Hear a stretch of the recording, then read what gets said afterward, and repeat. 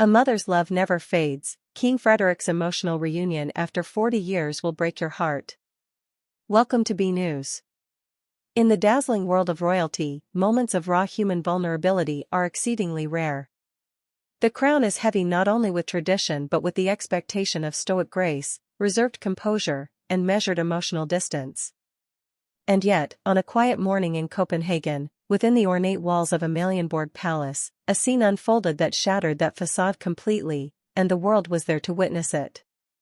On August 3, 2025, King Frederik X of Denmark embraced a woman who once meant the world to him, and as the cameras clicked and the staff froze in respectful silence, a profound truth was laid bare. Sometimes, it's the people behind the scenes who leave the most lasting impact on a king's soul. This wasn't just a reunion. It was a moment 40 years in the making. A simple hug turned into a national reckoning with love, gratitude, and the power of memory. The woman in question wasn't a princess, a diplomat, or a celebrity.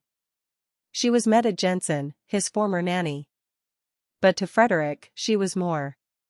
She was his second mother, and the bond they once shared had never truly faded, only waited patiently to be rediscovered.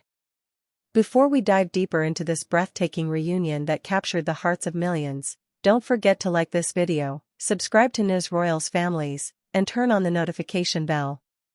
We bring you not just headlines, but the heartfelt stories behind them, and this is one you'll want to feel all the way through. Join our royal-loving community and let's continue to explore the stories that prove even kings cry, and even palaces echo with memories of love. To truly understand the depth of emotion behind that single embrace, we must rewind the clock to a time long before Frederik became Denmark's reigning monarch. Born on May 26, 1968, into the regal confines of Amalienborg, Frederik was groomed from birth to become king. His upbringing was meticulously designed around tradition, discipline, and public scrutiny. While his parents, Queen Margrethe II and Prince Henrik, were deeply dedicated to their roles and country, they were often bound by the rigid protocols of monarchy. The burden of statecraft, diplomacy, and national symbolism left little time for emotional nurture.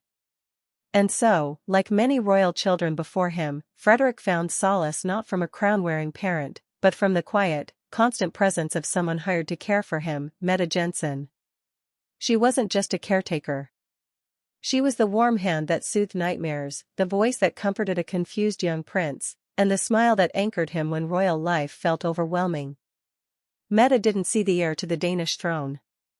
She saw a little boy who needed love, consistency, and protection from the loneliness of his station. Frederik's bond with Mette developed in the private shadows of palace walls, unseen by the public, but deeply cherished by the boy himself. While the world speculated on the prince's schooling, his public demeanor, and his athletic pursuits, it was Mette who quietly taught him about kindness, empathy, and what it meant to be heard. For nearly a decade, she was his safe harbor in a sea of royal expectation. But as Frederik grew older and entered adolescence, the inevitabilities of royal life took over. Mette, having fulfilled her role, retired from palace service and slipped quietly into civilian life. She settled into anonymity, her name absent from headlines, her story unrecognized by the very public that adored the boy she helped raise. And yet, even as Denmark watched Frederik transform into a mature, compassionate, and grounded man, eventually marrying the Australian-born Mary Donaldson and becoming a beloved father to 4 children, Mette's influence remained deeply embedded in him. Those who knew Frederik personally would often comment on his emotional intelligence, his ability to listen, and his unexpectedly tender parenting style, traits that, perhaps, originated not in a royal chamber, but in the gentle routines of a nanny's daily care. Fast forward to August 3, 2025. The event was modest by royal standards, a staff recognition ceremony meant to honor decades of service by various palace employees. Held in one of the smaller reception halls of Amalienborg, the guest list included courtiers, retired footmen, gardeners, and kitchen staff. There was no global media blitz, no anticipation of drama. And yet, in that understated atmosphere, a quiet miracle occurred. As King Frederik stepped up to the podium to begin his speech, his gaze scanned the crowd, and landed on a face he hadn't seen in 4 decades. There she was. Mette Jensen.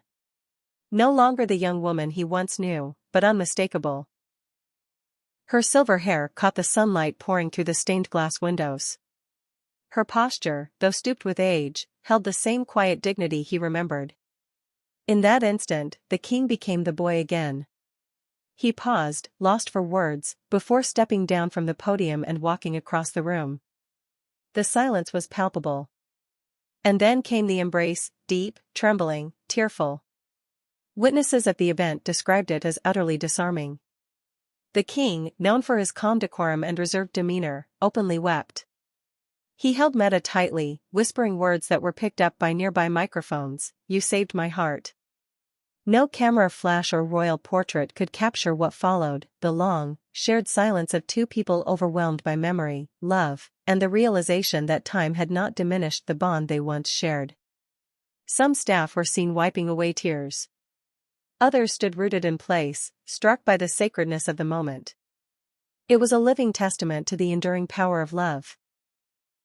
A love that had outlived distance, protocol, and time. News of the emotional reunion spread like wildfire. What began as a quiet recognition event transformed into a global media sensation. Social media platforms lit up with images of the embrace. Royal watchers, child psychologists, and news commentators alike weighed in. Hashtags like #SecondMother, #FrederikReunion, and #RoyalHeartbreak trended worldwide. For once, the Danish monarchy wasn't trending for a coronation or a scandal, but for a moment of pure, human emotion. People from every corner of the globe saw themselves in that hug, children who had lost their childhood caretakers, adults who never had the chance to say thank you, and parents reminded of the invisible hands that help raise their children. Across forums, news articles, and morning shows, one message was clear: Mette Jensen had not just helped raise a prince, she had helped raise a king. In the days following the reunion, royal aides confirmed that the king had arranged a private luncheon with Mette and her family. Sources close to the palace described the atmosphere as intimate and deeply emotional. Frederik reportedly shared stories from his youth, recalling moments with Mette that even she had forgotten. At one point, the king presented her with a handwritten letter, a personal tribute to the role she had played in shaping the man he became. "You taught me to listen before I speak, to comfort before I command," the letter read, according to a source. "Long before I wore a crown, you gave me something greater, the gift of unconditional love."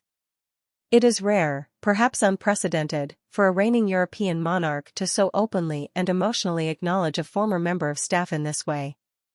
But Frederik's decision to do so is reflective of the kind of king he aims to be. In a world where leadership is often judged by power and prestige, King Frederik's gesture reminded the world that true strength lies in gratitude. The reunion also sent a powerful message to caregivers everywhere. Especially nannies, teachers, and early childhood workers whose efforts are too often overlooked or taken for granted. It was a national recognition of caregiving as not just labor, but legacy. The ripple effect was almost immediate. In Denmark, several newspapers published features on unsung heroes of the royal household. Other European monarchies reportedly reached out to honor their own retired caregivers in private ceremonies. International foundations dedicated to child welfare hailed Frederik's reunion as a landmark moment for the visibility of emotional labor. It sparked a larger conversation: if kings can cry and thank the hands that raised them, why can't the rest of us? For Frederik, this wasn't a moment for headlines, it was a moment of healing. At 57 years old, having recently taken the throne, he is navigating a Denmark that expects more from its monarchs than ever before. Transparency, compassion, accessibility.